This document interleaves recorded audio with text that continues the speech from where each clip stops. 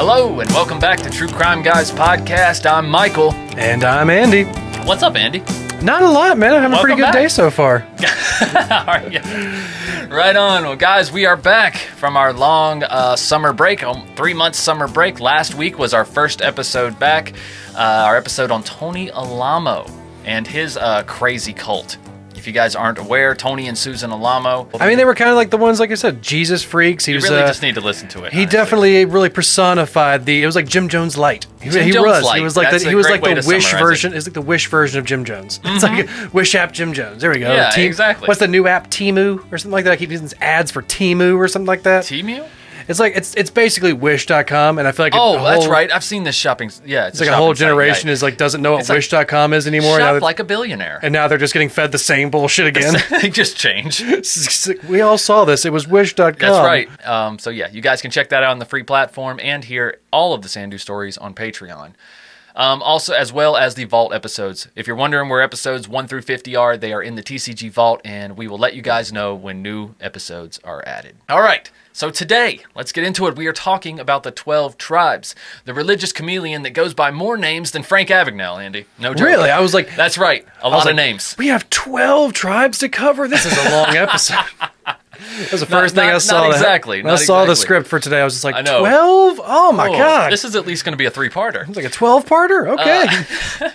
No, we're talking about the Vine Christian Community Church, or you may know them as the Northeast Kingdom Community Church. The AKA? The AKA? Doesn't ring a bell? No. Doesn't ring a How about the Messianic Communities? No?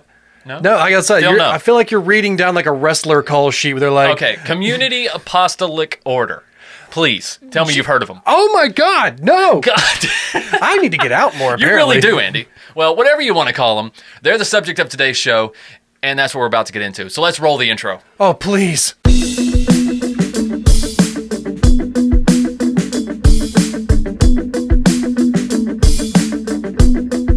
These people, their only crime was to be idealistic, right? It's all about growing your own food, living in peace and harmony, and looking after one another, your brothers and sisters, right? Hey, are you undecided? I've got a place for you. Looking for love, I'll help you find it. All you got to do, listen. Yellow Deli's calling you, it's so hard to resist. You'll love what we have in store, we really must insist. Yellow Deli's calling you, it's so hard to resist.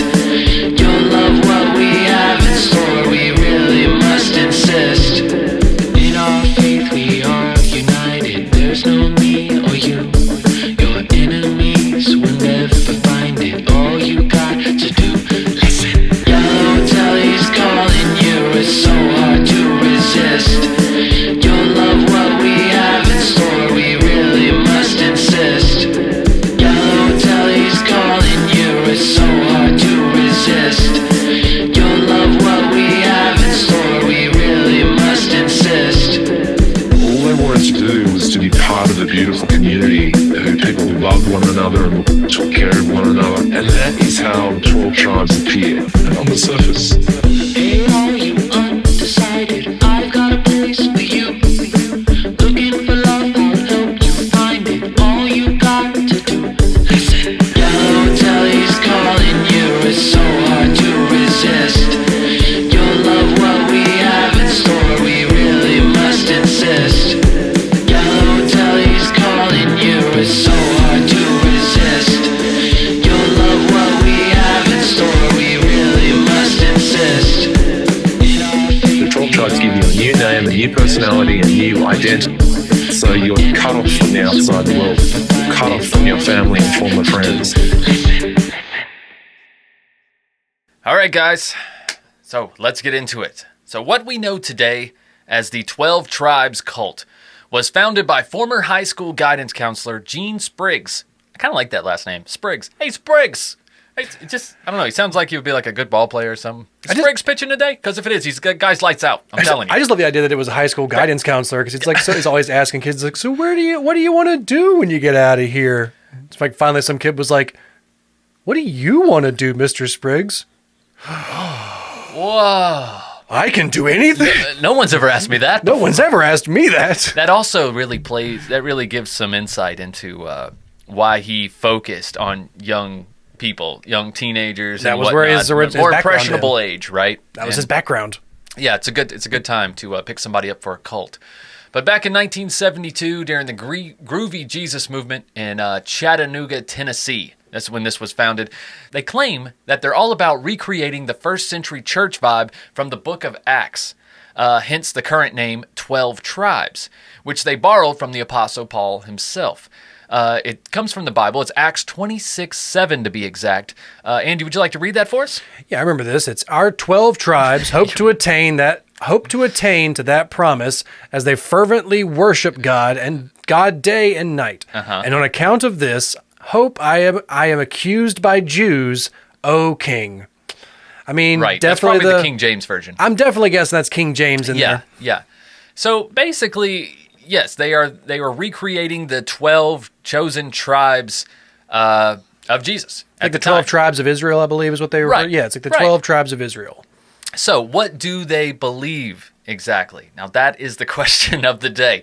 Well, it's kind of a casserole, really, of Christian fundamentalism, okay? With Hebrew roots, Messianic Judaism, and the sacred name movement.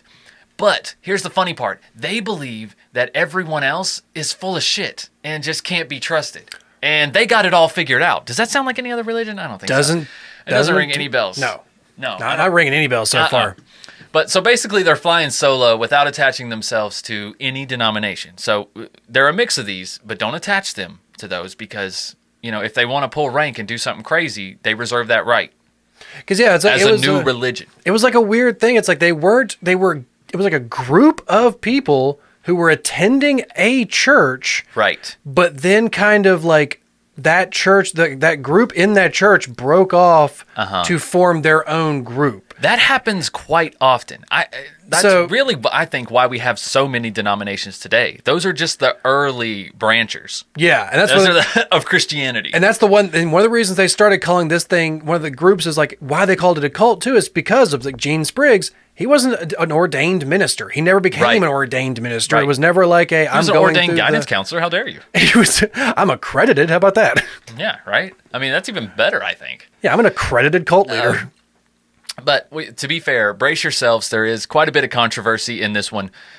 These tribe folks have some very strict rules, which I'm sure will make your head spin. For instance, 12 Tribes currently has 3,000 members across the U.S., in Europe, South America, and Australia. That's right, they're still going. Their goal is to produce an army of 144,000 male virgins who would prepare the way for Christ's second coming. That is lofty goals when you only have 3,000 members. Yeah, it's like you need 144,000 male virgins. So you got to get almost double that amount of members. Now, and hopefully they all have males, and then nobody's fucking.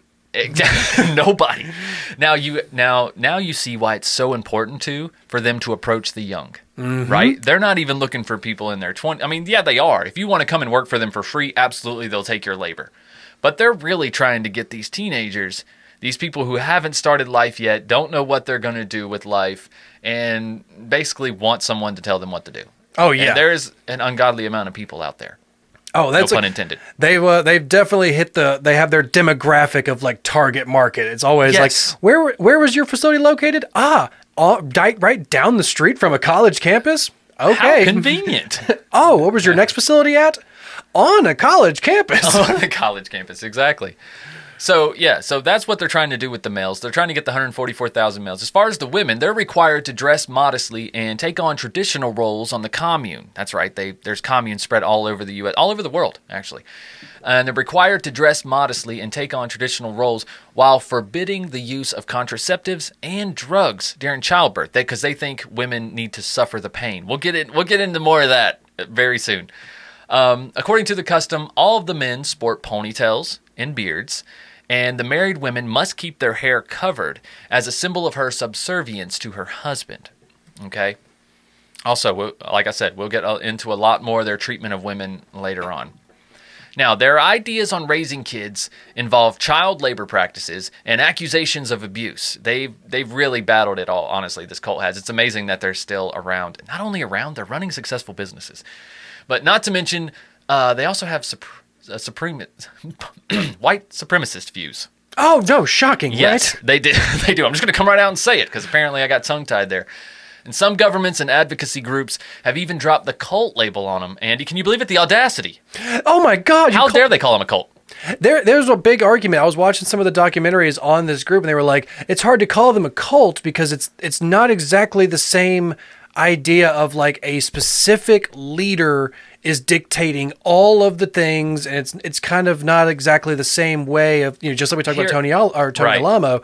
It's like, yes, this guy started it, but it was already kind of a group of individuals who all felt this way, and they attended church together.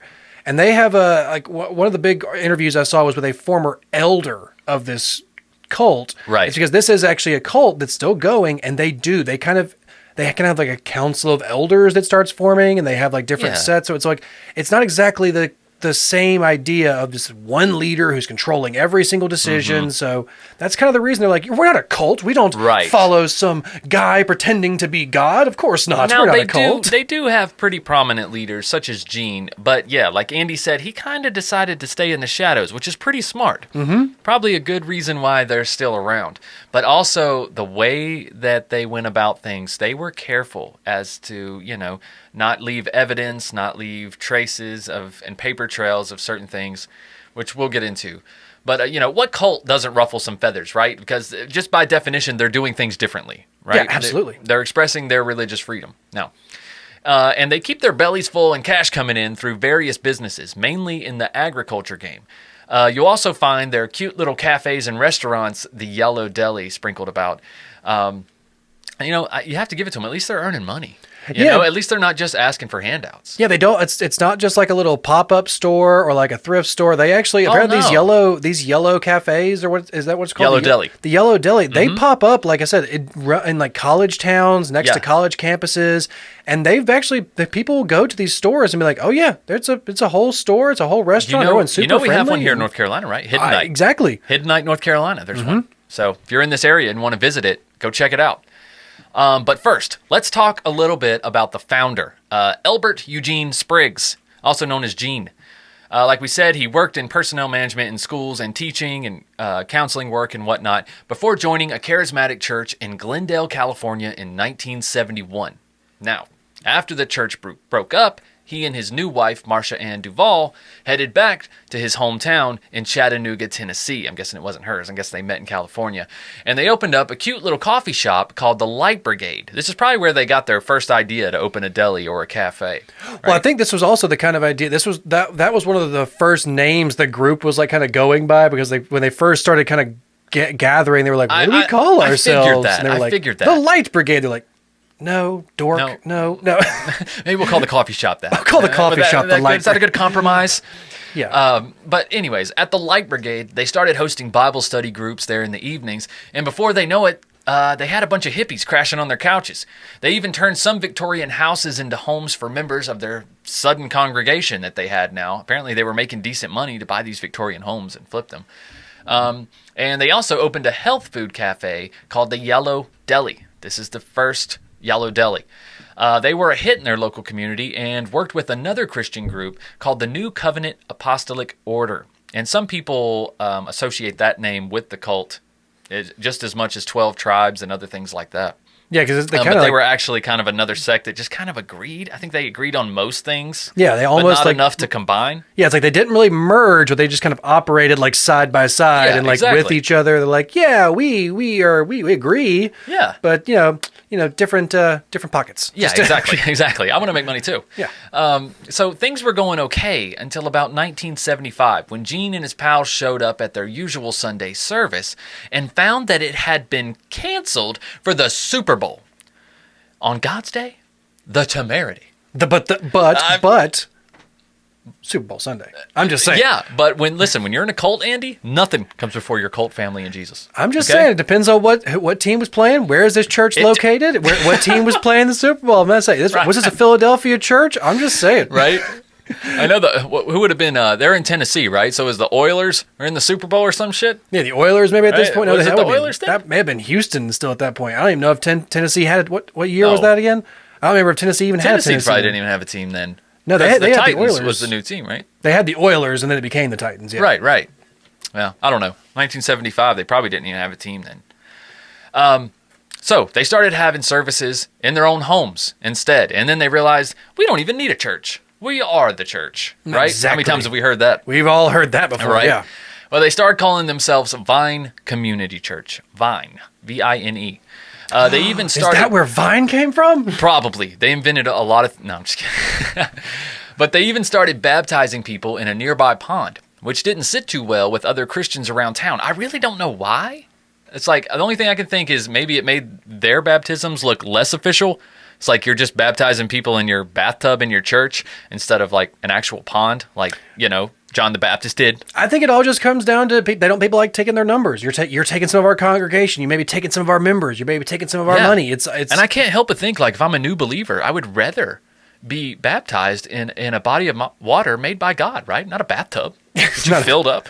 not this really nice Pyrex glass bathtub what is this? with everybody watching. Right? It's freaking weird. weird. Is the glass? Everyone can see me go under, too. I watched It's you like, put the hose in here. Right?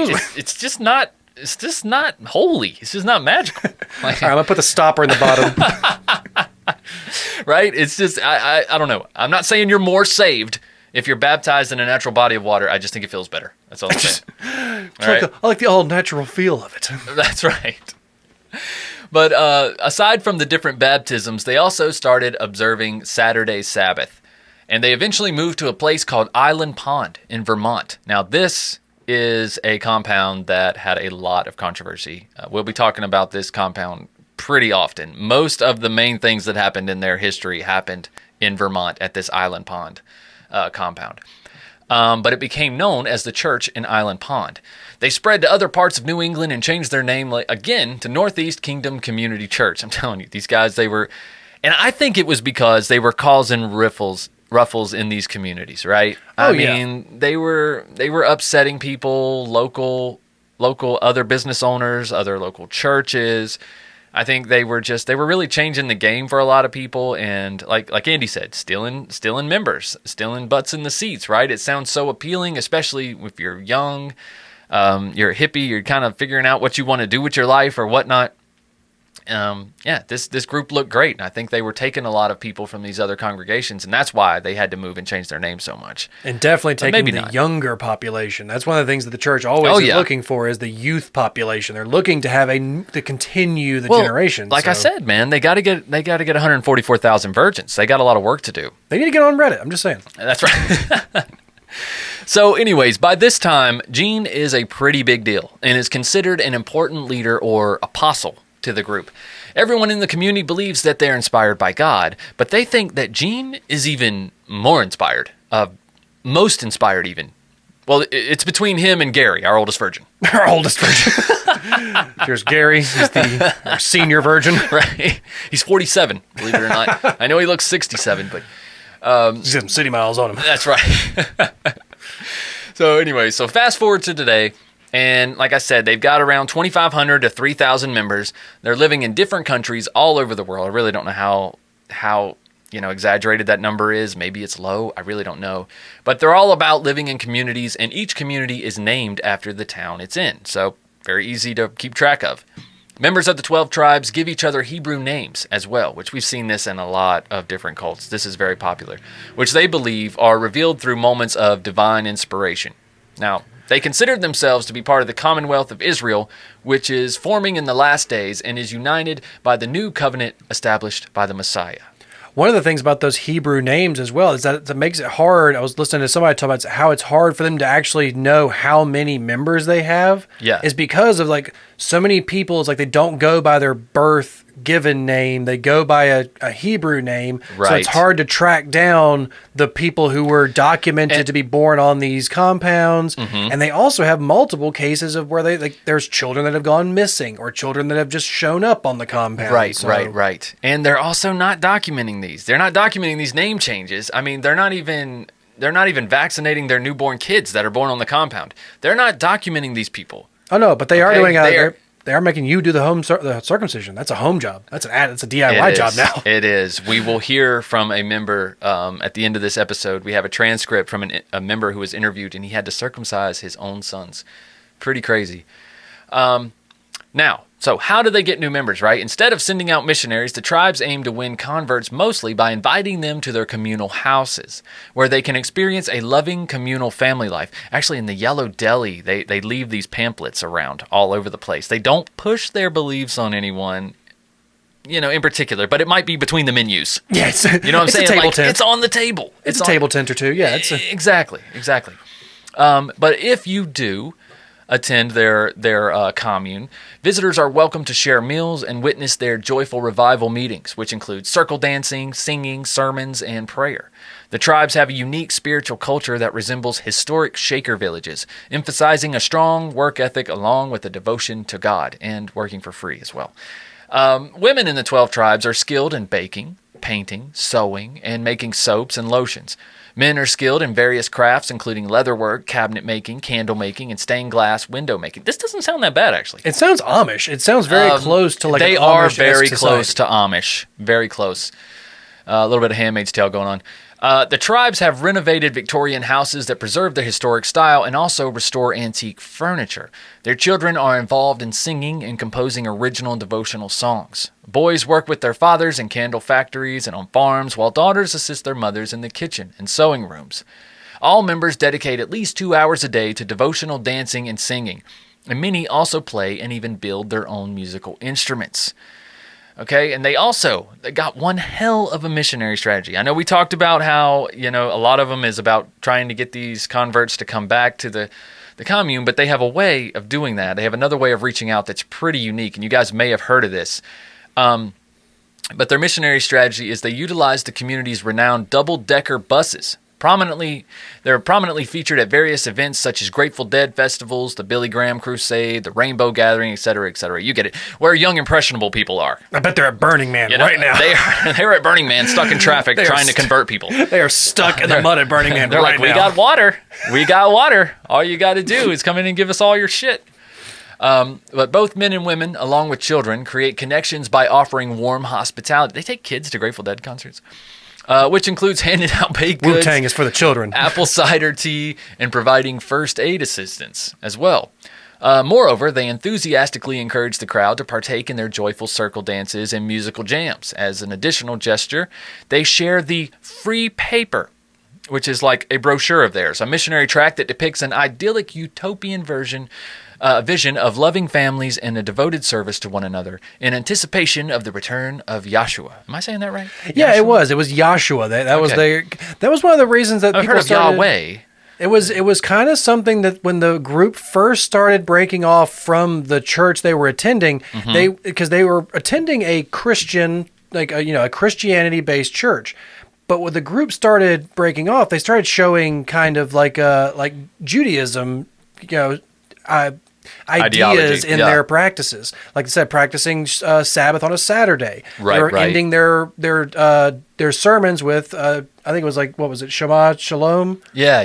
So it's like they were, and something else they did, I can't remember which one it was, but they were mostly just using Old Testament. They were going off of Which is so Judaism funny. and Judaism type things. Which is so funny because one of the most broadest claims out there is that they are against Jews, that they hate Jews. And I'm like, how? They're called the 12 tribes.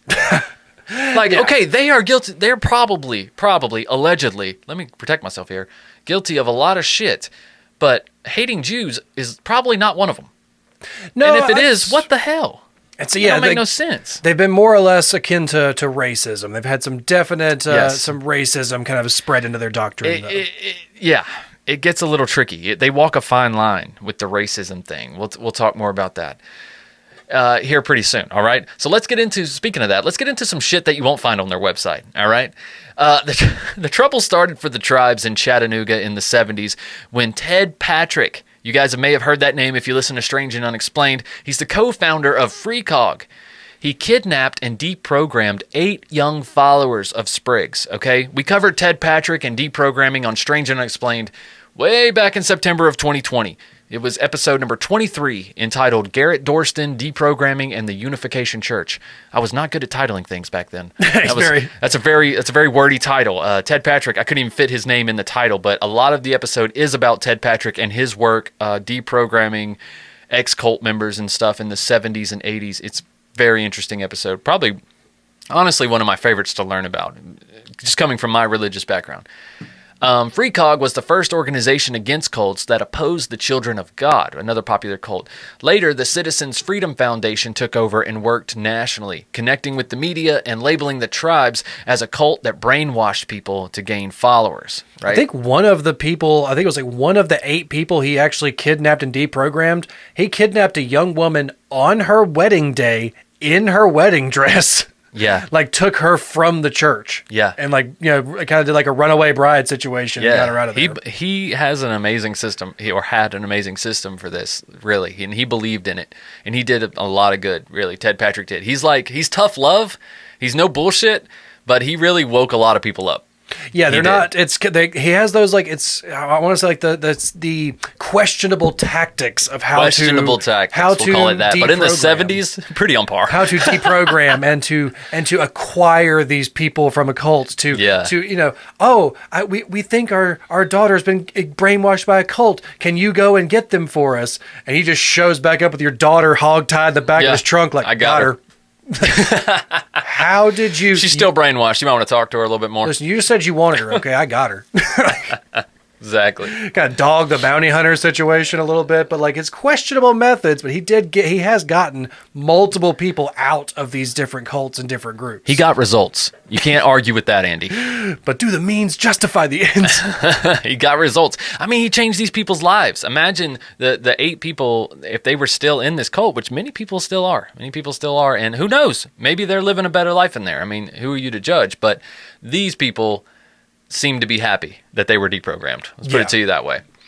So after the 70s in 1982, the conflict worsened as parents who had left the community fought for custody of their children, bringing attention to the group's strict child-rearing methods and their use of physical punishment based on the Bible.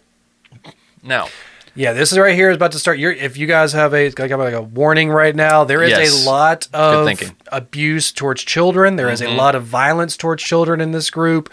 There's a large police raid to get a large group of children out of this group. Yep. So yes, if there's kind of like a little warning label right now, there is violence towards children. So if you want to check out for a little bit, we understand. But yeah, it's about to get a little dicey with some of their methods. Yeah. All right. Thank you for that warning, Andy. News reports painted a scary and puritanical image of the tribe's church, depicting routine neglect and the abuse of children. The 12 tribes have rules that say children must be punished if they don't obey right away, right now. Not if you don't obey. It's if you don't obey right now, because we don't want any time for you to think for yourself. Nope. None. Do not think for yourself. Immediate, unquestioning loyalty. Just do it right now. They believe, that this helps them be ready for Yahshua's return, right? He could return. He's right now. He's returning. Oh, you missed it. See? That's why you got to beat your kids. Yep. And if you had been misbehaving in that time when you had sinned and then he came back and you hadn't gotten beaten before then, you're screwed. Is that where you won't be when Yahshua comes back? The punishment is usually a few hits on the hand with a stick, but it shouldn't be done angrily, they say. Parents think this discipline will help their kids live forever, or else they'll be at risk of sinning. Okay. And this abuse starts at birth.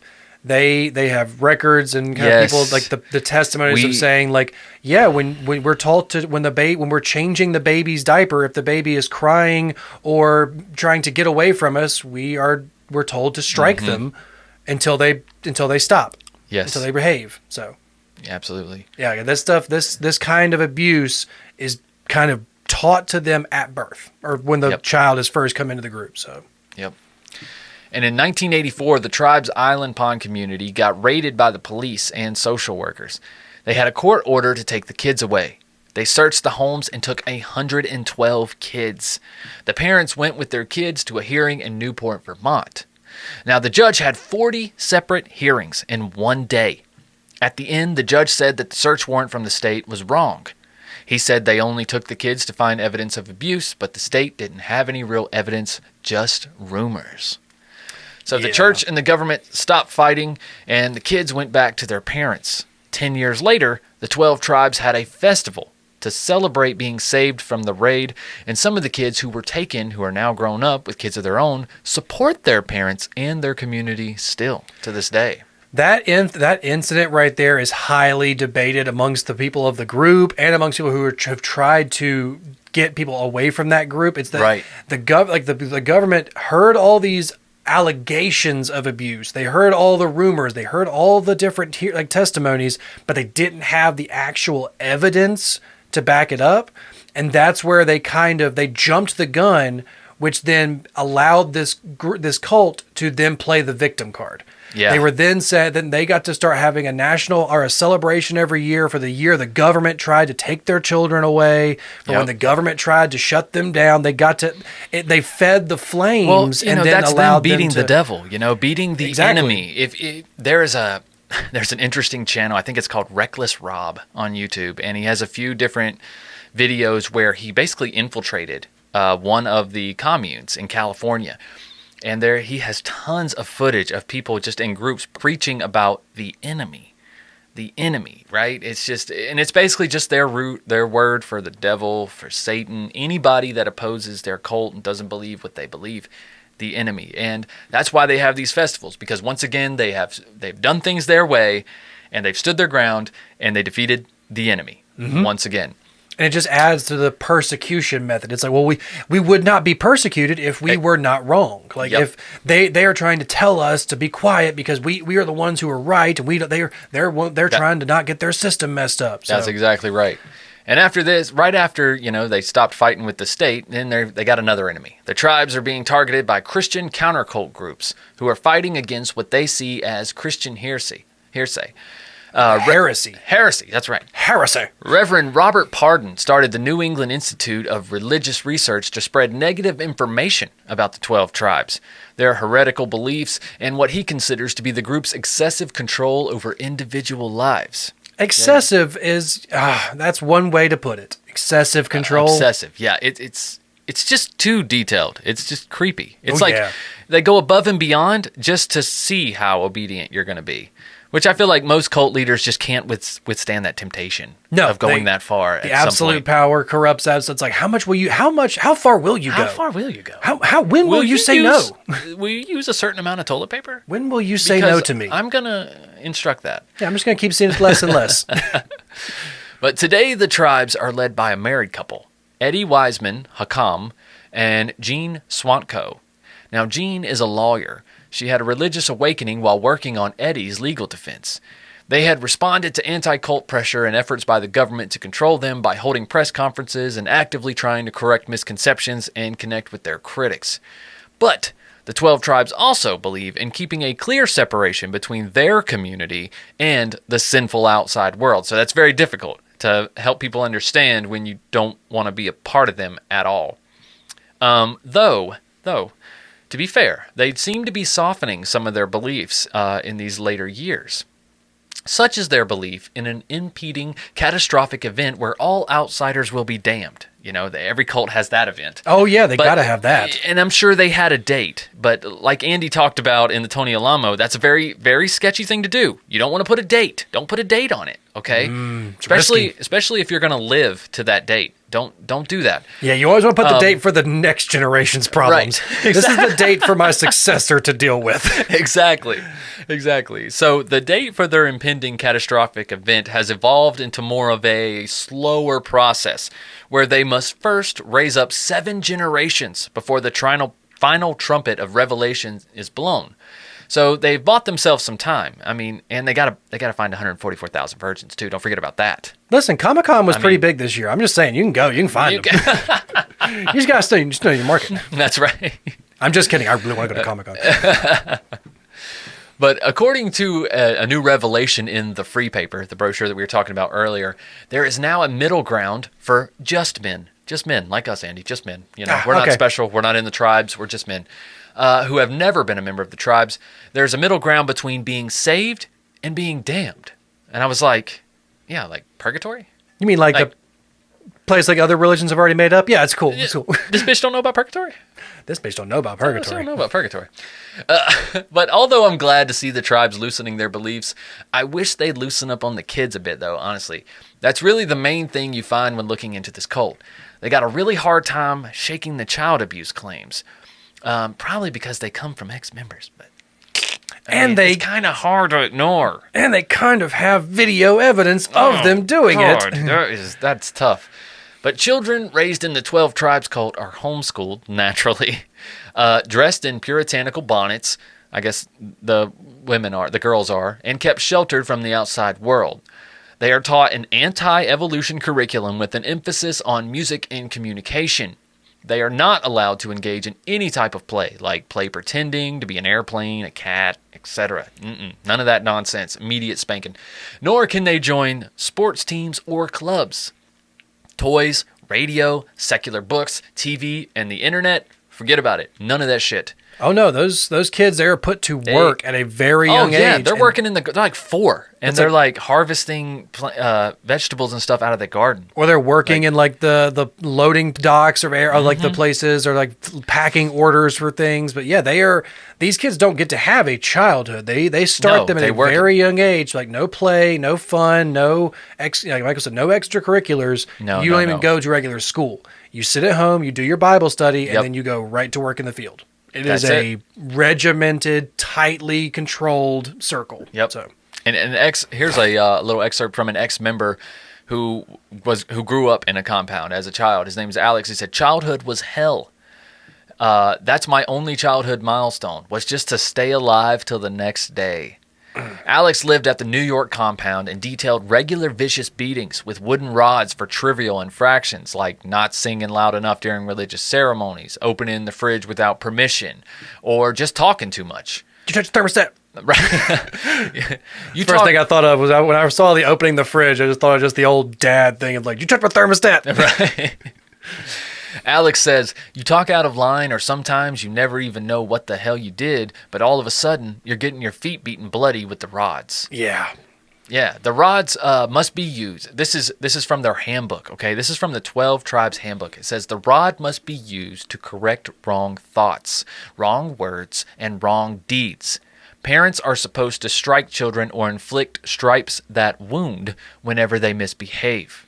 But then they consider that to... One of the reasons I was saying, like, the child abuse claims is like, they will say, no, there is no child abuse, but they have this in their handbooks because they don't believe this is child abuse. So it's like, it's a weird little like lie polygraph thing. It's like, well, I'm not lying because they're like, this is parenting. I don't believe it's child abuse. So I'm not lying when I say there is no abuse here. Exactly. So there was kind of this whole thing of being like, well, we need to get the video evidence of you guys physically beating these children. Right.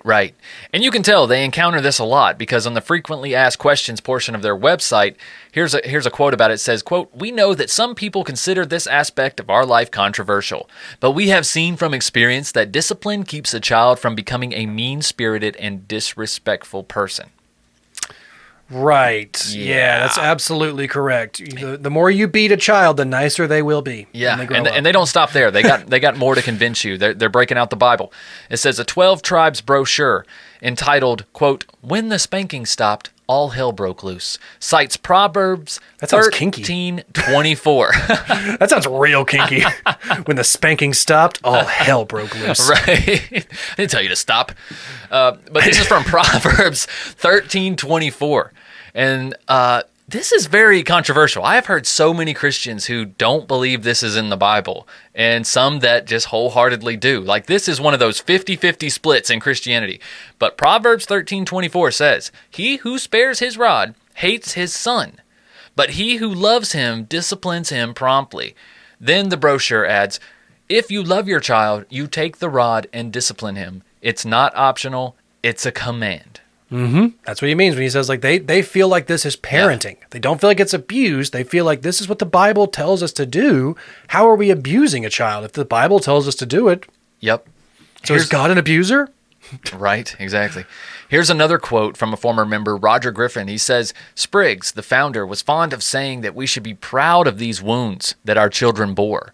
If you love your children, you are not swayed by their screams." Oh. End quote. By their screams. Like Andy alluded to earlier, they are physically punishing and spanking babies, newborn babies. Mm-hmm. That is actually happening. And you hear from another member later on in the show as well. Khayyam Matthias, another past child of the tribes, claims that he still remembers his infant sister's screams to this day. Yeah, sorry, it was right here. Yeah. He was beaten up to 20 to 30 times a day before he escaped at age 14. And upon escaping, here's a quote. He says, "The first time I used an ATM or a vending machine was when I left. I knew nothing about the world. It was all so strange and new and was like being born suddenly with an adult body, feeling like a child or an alien, but needing to act like an adult to survive." It kind of made me think of the M. Night Shyamalan movie, The Village. Yeah. It's kind of like that mentality. They try to keep them so sheltered, so That they don't know what to isolated, do. Yeah. so cut off from the world. It's like, no, you only do this. You live with your parents. You do what they say. You work here. You go to, like, everything is so tightly controlled that when these people actually get out of the cult, that's why they have to call it deprogramming, because it is so much like taking a computer that was programmed to do one thing and being like, nope, now you do this. Like, Yep. what? This is What? two different worlds. Yeah. Yeah. I mean, they weren't even allowed to watch TV. Nope. Can you imagine? Sammy Brasseau, the founder of a nonprofit organization that assists individuals in leaving cult-like surroundings, grew up within a 12 Tribes community. At the age of 18, she managed to escape from her parents, who held her captive in an isolated cabin in Massachusetts. It was her first venture into a modern world where she had never experienced before. Over the past few years, 12 Tribes has come under investigation for various offenses, revealing instances of child abuse and exploitation. Like in 2018, the New York Department of Labor discovered multiple violations involving 12 minors engaging in factory work at a farm in Cambridge, New York. Now, this particular farm produces lotions and creams for well-known organic cosmetic brands like Acure and Savannah Bee, which are sold at popular retailers such as Target, Whole Foods, and Walmart. Like this cult is connected to some stuff. They know how to make money. Interestingly, this farm previously faced child labor scandal in 2001, causing them to lose lucrative contracts with Estee Lauder and Origins. Nevertheless, the cult denies any allegations of child labor, asserting that children participate alongside their parents in household chores, aiming to develop traits such as diligence, thrift, and hard work. There's always a difference in working alongside your parents on household chores and being a 4-year-old Guys, forced to load and listen. sort a bunch of boxes and load stuff and put it on trucks and carry it. Yep. It's very different than helping around the house. Yep. Like I said, guys, that YouTube channel, that Reckless Rob, I've linked it in the sources below the description. Check out those episodes. In one of them, there is video footage. He's wearing these spy glasses while he's on the commune, and he is literally videoing this little girl who is working in the garden by herself, not with her parents. She has a basket, and she's literally like picking green beans and stuff. And he's like, "How old are you?" And she's like, "I'm 4."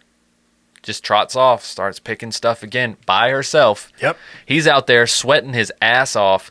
They immediately put him to work too, working the fields. Like I said, it's all agricultural work, right? Yeah. But it's for free. It's for free. And you have to give up all of your money and all of your shit upon entering. Yep. Like, But they you can, check your bank accounts, everything. Mhm. Yeah. You get to work in one of the delis. You get to work in one of the stores or something like Yep. that. So you get your meals. You get your Yep. place to stay. It's Just a like we trade-off. just like we talked about with Tony Alamo. They take these young people who are looking for a direction. They're looking for an identity. They have nowhere to go, Yeah, they're man. looking for someone to tell them what to do. Yep. And it just someone jumps in there and finds that one person who's just willing to say yes to, hey, you want a place to stay? Come on over. That's right. That's right. All right. So let's put the child abuse on the back burner for a little bit. We'll discuss that a little bit more. But now let's talk about the treatment of women. Okay. 12 Tribes insist that women are encouraged to speak their minds and are given an equal voice in the community. On paper. But according to Spriggs' later teachings, women have to atone for Eve's original sin by giving birth without any painkillers. Okay? Here's a quote. "God created woman to be a friend and a helper for man. She was created to be a wife and a mother, to raise children." That is straight from their website. God damn. Yep. And so is this quote. "We are not pitiful little housewives that are bossed around all day by overbearing men, but we are happy, liberated women who willingly submit ourselves to our loving husbands." End quote. Hard to be liberated and submitting at the same time. It's kind of weird. Jenny Lynn Fiore, a former member, didn't quite see it that way. She says, quote, "I saw very controlling, overbearing husbands treating their wives pretty badly, and there was no real recourse. They were basically kitchen slaves, end quote. Very Handmaid's Tale. Yeah. It's kind of like something Michael mentioned earlier. It is very Handmaid's Tale. And a big problem is that a lot of the women believe that this is the right course too. So it makes it very difficult to stand up and preach these things in the cult, right? Like Deborah Wolfe, who spearheaded the Colorado sect with her husband, Andrew, proclaimed, quote, "I would be happy to talk to any feminist woman about the choices I made about having my 6 children," end quote. Another news article posted on the group's website explains that all marriages within the cult are arranged by the families of the bride and groom. And during the ceremony, the groom does not kiss the bride. Rather, she kisses him as a symbol of her submission. I don't know if it's like, is it a kiss on the cheek or what? It's just she has to initiate the kiss. It's like when they say you may kiss it's like you may kiss your husband now. Yeah. It's like please. It's like it's kind of like a please kiss your husband now. Yeah. So I feel like that's more assertive. If you're the one that initiates the kiss, I feel like that's more assertive. I think it's more or less they tell her opinion. to do it. It's like it's kind of do you obey now? It's like kiss me. Yeah. Oh, okay. Yeah, so it's more or less like you get told to do it. Because, there was one of the guys he was interviewing was talking about, it's like, so all of you guys are virgins? And one of the guys was like, well, I have a girlfriend, but, we haven't done anything. We haven't kissed or anything. That's for when we get married. Yeah, and they're like, you're a virgin. We got one, guy. Yeah, right. That's right, bud. Yeah, you're eligible to be part of the mass suicide. Congratulations, bro. What, these Nikes? Right. So, amidst the child abuse and all the women's rights issues, we find out they're even worse, Andy, because they hate the gays. Oh, of course they do. It's like, why? Because they can't make more. It's a commune. But I don't know. It's weird. The cult states that although they do not approve of homosexuality, they do not expel gay members from the group, okay? Because they will take your labor, like I said earlier. They will just work you to death. Right. How the fuck ever? Their beliefs are much more extreme. In their frequently asked questions, they proclaim that homosexual behavior is morally wrong and can even be deadly. Well, we all saw the AIDS crisis in the 80s, but that's not because it's not because of a moral issue. Right. It's because of a health issue. Yeah, that was a public health issue. That's right. And people have heart attacks having regular sex all the time. Sex can be deadly. Be careful. It's not a holy issue. That's right. Don't target the gays on this. Sex can be crazy. God didn't do this. Be careful out there, people. But they proudly adhere to what they believe is God's opinion on the matter, regardless of societal norms. Transcripts of past sermons given by Spriggs reveal that he argued for the death penalty for homosexuals, claiming that homosexuality is a crime deserving of capital punishment. No joke. What are they going to do with them? They got no roles for them. Right? This is interesting here, right? They were so paranoid about homosexuals infiltrating their group. They really, in reality, Noah Jones, who grew up in a secluded 12 tribes community in Vermont, recalled a memory where he and his brothers were playing outdoors, and they were kind of climbing and rappelling down a tree when an elder's wife told them to stop. The elder then separated them and locked Noah in a cramped furnace room in another house, not his house. There he endured a week of sleeping on a cold cement floor, using a bucket as a toilet, and receiving only one meal a day. Eventually, the elder accused Noah of engaging in a homosexual act with his brothers. Being too young to understand the term homosexual, the leader proceeded to describe in explicit details gay sex to Noah at this young age. You see what happened here, right? This elder acted prematurely and then had to explain their actions. And if you come up with something as rash as these boys were doing homosexual things, then locking them in a room for a week is not crazy to the members. They're like, oh, well, extreme behavior comes extreme consequences, right? That's I have to imagine that's how they rationalize this. And that is why the homosexual rumors were made up even for these children, because this person had to rationalize to the entire group why she did this. Yeah. Like, you can't put a kid in a room. You can't do that, period.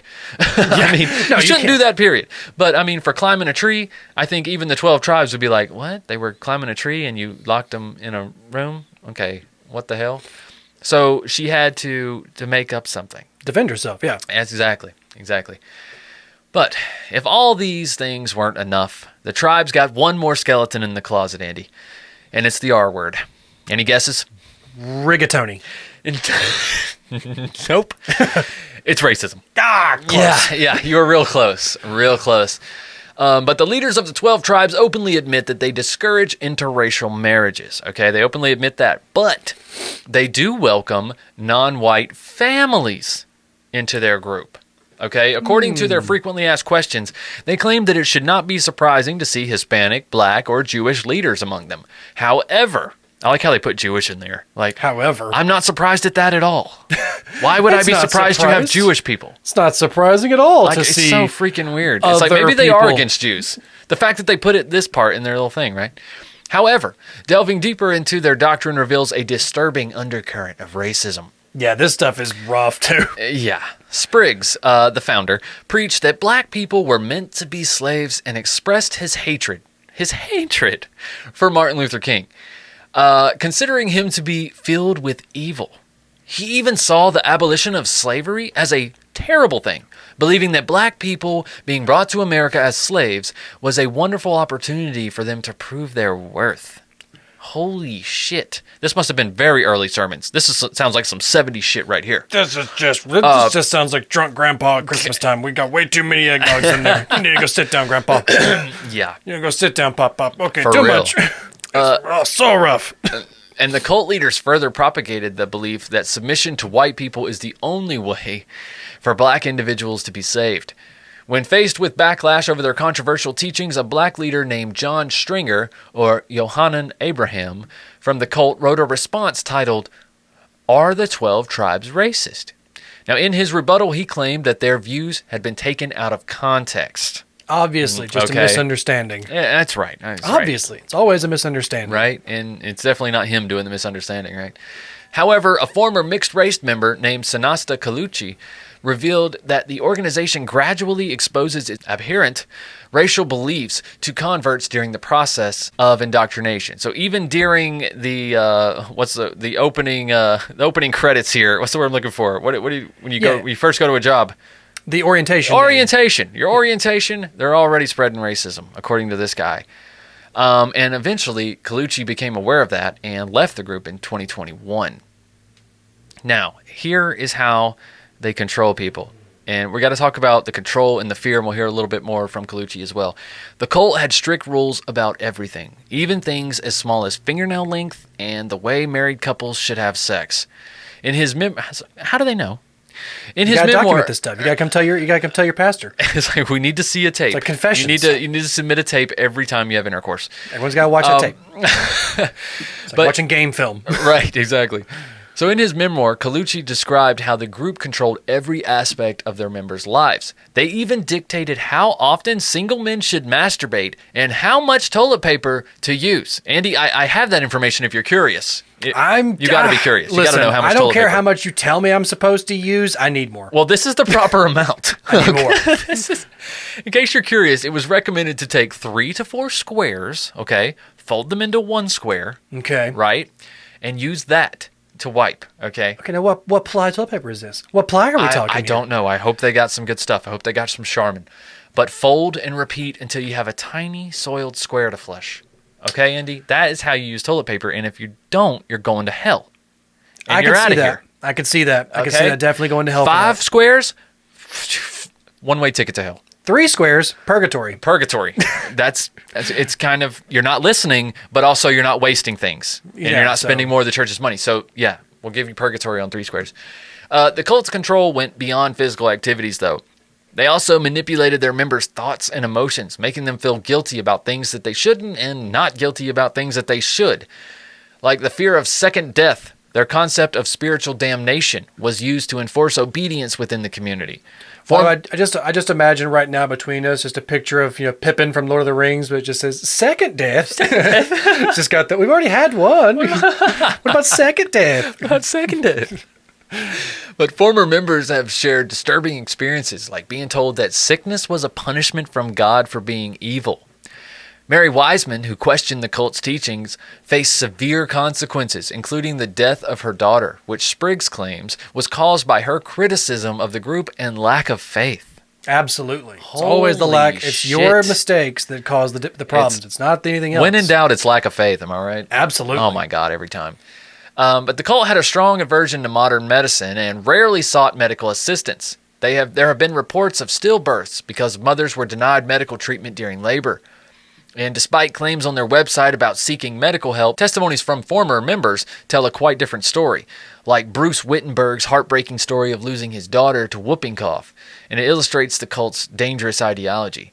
They believed that if God wanted someone to survive, he would save them, leading to tragic consequences. Yeah, that's a pretty common thing in several of these real fundamental, these real spiritual cults. That, well, if God wants you to live, you're going to live. But if he doesn't want you to, you better be prepared to meet him. Yeah. And I believe in the power of positive thinking, and I think reiterating things and whatnot, but I don't believe it's supernatural. I just believe if you just keep thinking a certain way, you're naturally going to start to move towards that, right? But this takes it to a whole new level. Yeah, I was watching it's a YouTube documentary or a video of a former elder of the church, and he goes back to the church at one point, and he actually comes back to the interviewee, and he has several different books that they show and that they use for teaching, they use for medicine.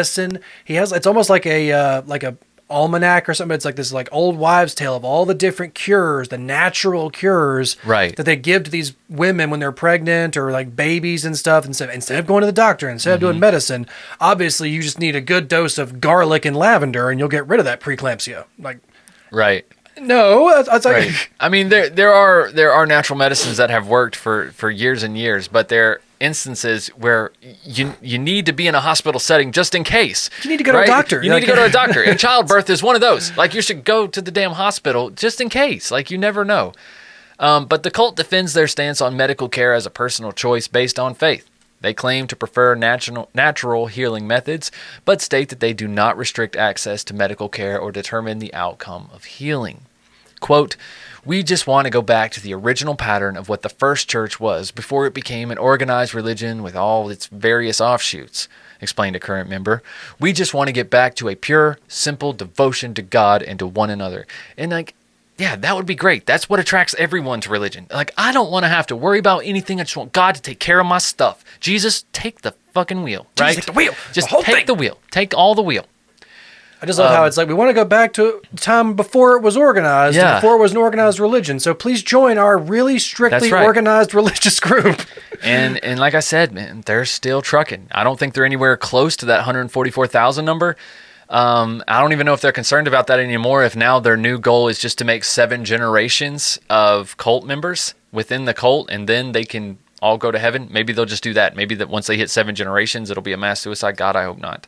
They'll have had enough. They'll have had enough male virgins by that time. Throughout 7 generations, yes. Enough male virgins will have died of natural causes. Exactly. So that's where they are today. Like I said, they run the Yellow Delis all over the world. There's one in Hidden Night, North Carolina, as well as a compound in North Carolina as well. And they are all over the U.S. and all over the world. Like in Spain, for instance. And we actually have a transcript of an interview from a ex-member who was a member of the Basque Country commune in Spain. Guillermo Alzate? Alzate? Alzate? I guess. Alzate. We'll go with Guillermo. We'll call him Guillermo. But not you, Guillermo. He left the 12 tribes communities, leaving behind his wife, who decided to stay.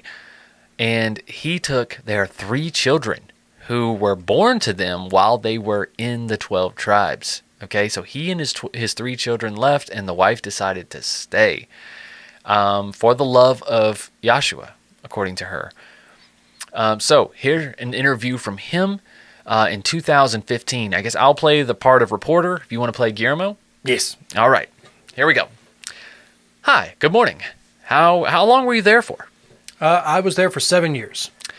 Well, do you mind if I ask you some questions? Because that's what we do interviews for. Yes, for sure. I have nothing to win or to lose. It's just melancholy. That's it. Well, this is translated from Spanish I know, as well. I got nothing to lose. Yeah, for real. But the reporter says, "But you lost your wife, did you?" Yes, I did. I lost her because of the cult. And how did you get to know the 12 tribes? My wife and I were married, and we also had a young daughter. And we were both keen on landing an eco-friendly lifestyle and a healthy eating life. And we were told about a community settled in Ulia in San Sebastian. When we got to know them, this place seemed idyllic. That's the way a cult likes to portray itself, doesn't it? To us, it seemed like paradise on earth, and we agreed it would be a nice environment for us. Right. Oh, and I misspoke earlier. 2 of his 3 children were born inside the community. Okay. Were your children allowed to have toys? No, they weren't. They were told they lead to dissipation. And were your children circumcised? Oh, yes. In fact, I did it myself. We could only hope for the best. We only had rudimentary tools. Oh, yikes. Wow. Did your children go to the doctor? Were they vaccinated? No, vaccines weren't allowed at all. It was shunned by the cult. As soon as we came out, they were vaccinated. So what is the ultimate goal of the 12 tribes? If you've read the apocalypse in the Bible, you would know about it. They want 12,000 pure children from free from worldly influences. So they want 12,000 children as well. Okay. Okay. This is the video. Oh, and then the reporter goes on to show a video where the German state was rescuing children from a cult in Germany. And it shows children being whipped. And Guillermo responds, I did that so many times. And then he continues, We had to use a rod and hit them in the hand. There were no marks left behind. The idea behind that was that there was no evidence of practices of corporal punishment. So it was done in a clandestine way. They always insisted on that. that no evidence remained. Exactly. We were also commanded to use the rod diligently and never turn a blind eye even to minor offenses. We had to be a disciplinarian. In Germany, that is a clear case of child abuse, and the same abuse is happening here. Aren't the laws against child maltreatment the same in Europe? There is also a very serious case involving a family that happened in the French branch of the cult. A girl named Mila, which happened to be the same age as my daughter, became ill and she died in the community. However, that wasn't made public, and members were forbidden to tell anyone about it. And where is she buried? I have no clue. Wow. And that's where the interview ends. So yeah, that gives you some real insight in this. The last statement of the fact that he has no clue about this girl who died in the facility. How many kids are not accounted for at all? Exactly. How many people are just not been, no number, no names, no social security numbers? Right. They're not going to the doctor. It's not like you get a driver's license upon birth. It's like, yeah, like I said, they're not going to the courthouse. They're not filling out they're having these births on site, whether they have complications or not. Mm-hmm. And gosh, man, and people are still doing that to this day. It's still happening. Yeah, this tribe is still very active. Freedom of religion, guys. That's what it is. But lately in the tribe, we got one more little tidbit about the tribe. Lately, they are under speculation of starting a fire. Right? I've seen this all over the place. This just happened this year, in the summer of this year, 2023. And here's an article from Boulder County, Colorado. It says, newly released body camera footage shows a member of the 12 tribes talking to investigators a day after the Marshall Fire burned more than 1,000 homes in Boulder County. No criminal charges will be filed in the fire, which destroyed more than 1,000 homes and killed 2 people. The wildfire erupted late in the morning of December 30th, 2021, and was fueled by hurricane-force winds as it raced across the county. Now, the next day, December 31st, Boulder County Sheriff's Office investigators started focusing on the land owned by the religious group, the 12 Tribes. Now, the investigation was made public earlier this month, concluded that an intentionally set trash fire on the property owned by the 12 Tribes was the initial point of origin for the Marshall Fire. Now, there we go. Yeah. Now, that fire, reported a little before noon, December 24th, 2021, included the burning of railroad ties.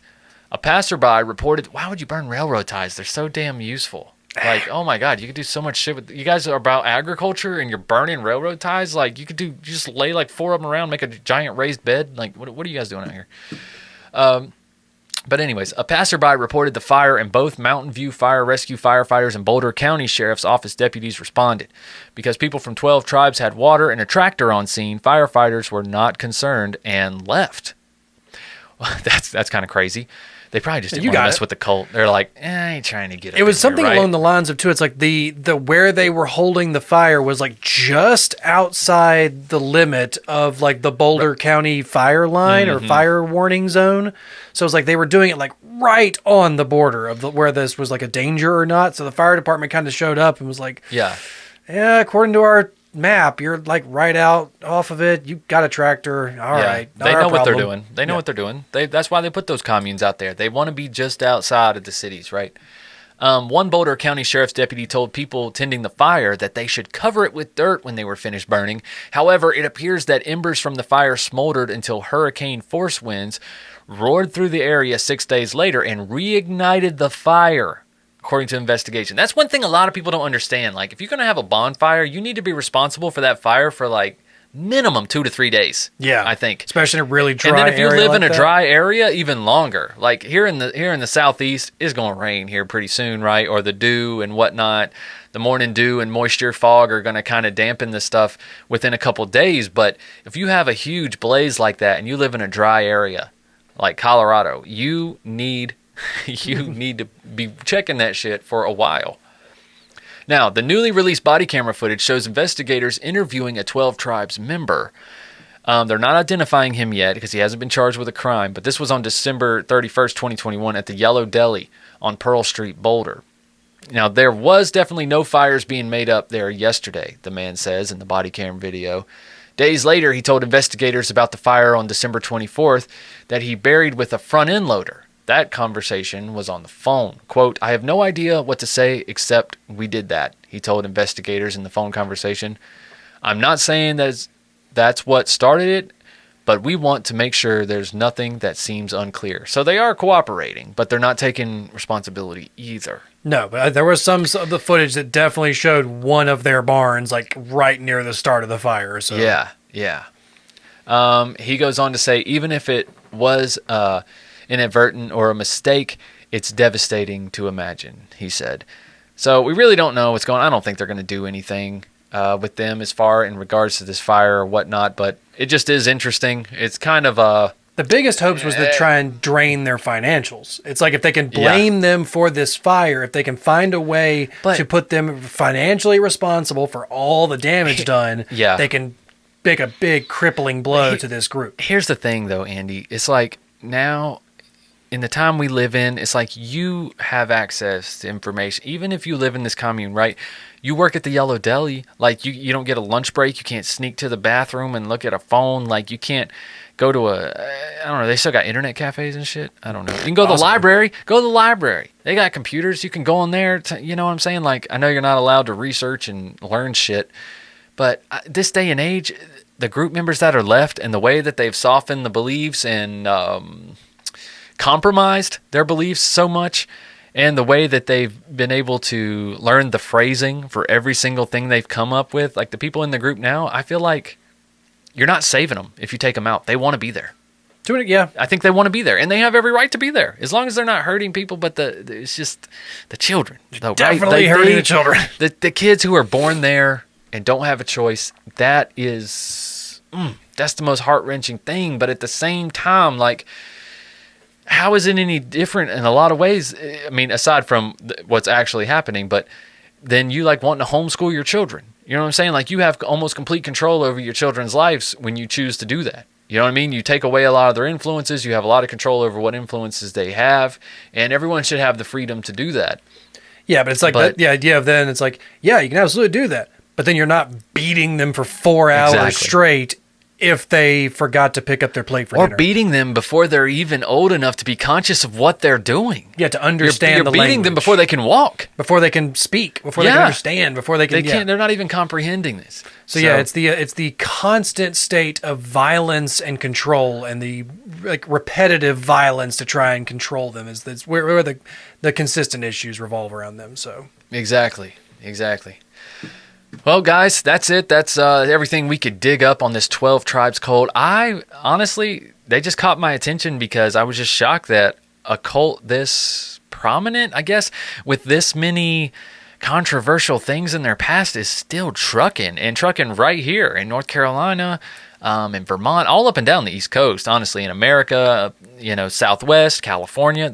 I don't know if there's a region of the U.S. right now that doesn't have these guys. And like I said, they're in Spain, they're in Germany, they're in France. Their word has gotten out there. You have to give them that. But still, only 3,000 members worldwide. But I mean, if all those people were in one place, they could cause quite a stir. Quite a big Jonestown right there. Quite a stir. But yeah, guys, we hope this one wasn't too bad to listen to. I know there was a lot of child abuse and whatnot, and then the mistreatment, the racism, the homophobic attitudes, like.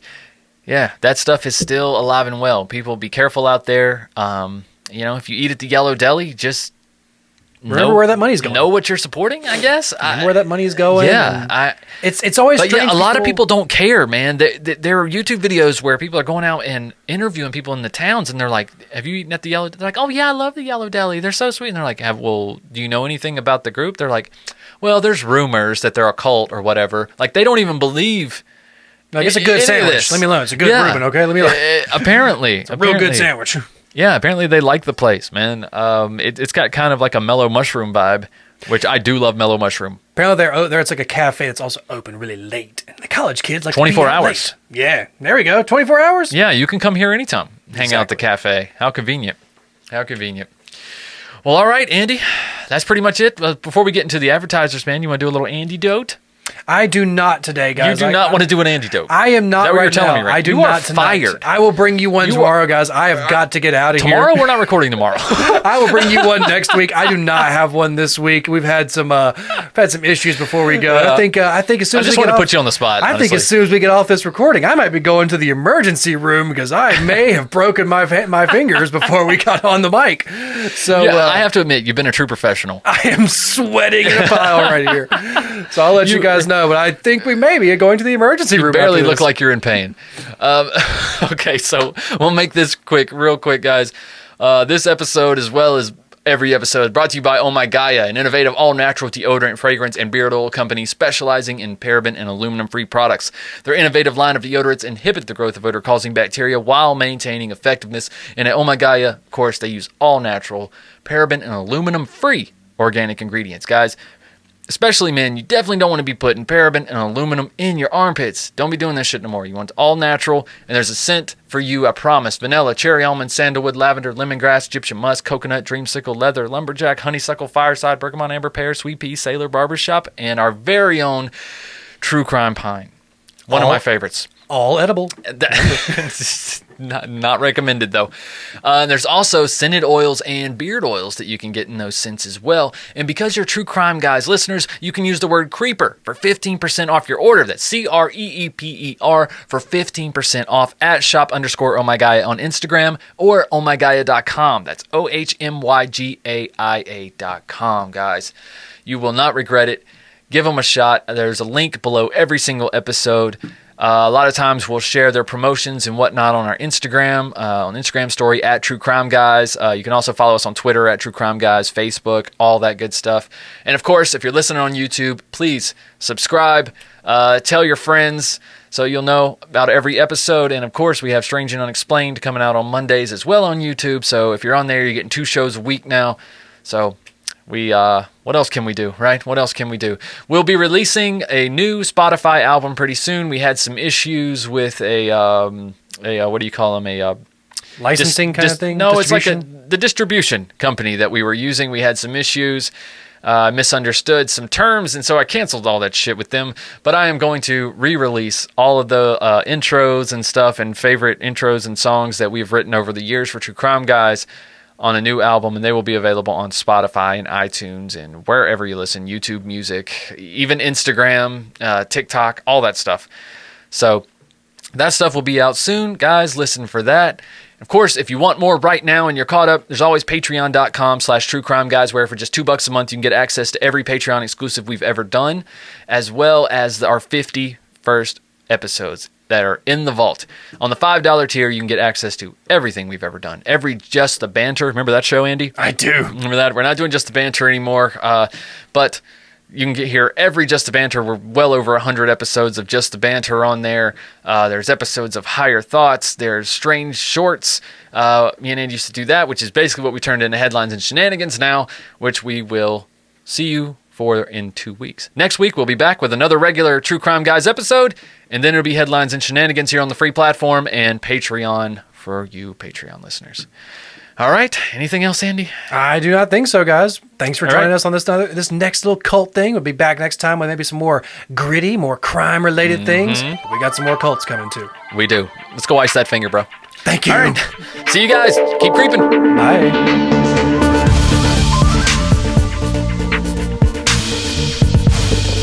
Oh, my God.